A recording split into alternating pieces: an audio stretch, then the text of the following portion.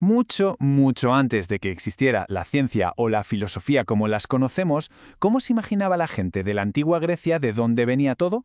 Bueno, pues vamos a sumergirnos en sus primeras y fascinantes historias sobre la creación. Y es que esta es la gran pregunta, ¿no? Una cuestión fundamental que la verdad trajo de cabeza a los primeros pensadores griegos, bastante antes de los filósofos famosos que a todos nos suenan.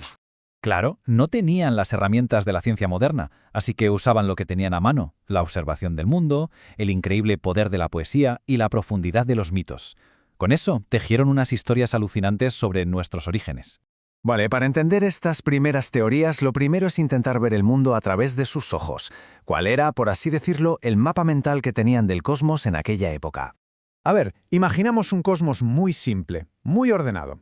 El cielo no era un espacio infinito, ¡qué va! Era como una cúpula sólida, un cuenco de bronce o de hierro puesto boca abajo. La Tierra era un disco plano, y de ella salían unas raíces que la anclaban al inframundo, al Tártaro. Y rodeándolo todo, como si fuera la frontera final del mapa, fluía un río gigantesco, el océano. Esa era la imagen del universo que más o menos compartía todo el mundo. Pues bien, la primera gran teoría sobre el origen de todo no miraba hacia los cielos, sino a un elemento que estaba por todas partes y era vital, el agua.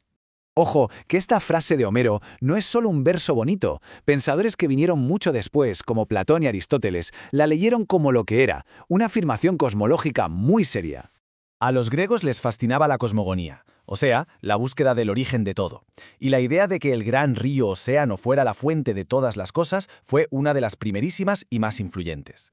Y aquí vemos algo que es realmente fascinante. Esto no era solo un cuento para dormir, era uno de los primeros intentos de dar una explicación racional. La lógica era de hecho empírica. A ver, si toda la vida que vemos necesita agua para existir, pues entonces la vida misma, el universo entero, tiene que haber surgido de ahí, del océano. Pero claro, la del agua no era la única respuesta posible. Surgió otra teoría muy potente, una que no empezaba con una sustancia material como el agua, sino con algo mucho más abstracto, el vacío primordial. El poeta Hesíodo nos ofrece una especie de genealogía del cosmos. Nos cuenta que lo primero, antes que ninguna otra cosa, fue el caos. De ahí surgieron Gea, la tierra, y Eros, el amor, que es la fuerza que lo une todo. Del propio caos nacieron la oscuridad y la noche, y de la noche, pues lógicamente, surgieron sus opuestos, la luz del éter y el día. Y aquí un detalle súper importante. Hoy, cuando oímos caos, pensamos en desorden, en confusión. Pero para Hesíodo, la palabra venía de una raíz que significaba abrirse o bostezar. No era desorden, sino la brecha, el espacio vacío primordial que se abrió entre el cielo y la tierra, y que permitió que todo lo demás pudiera existir.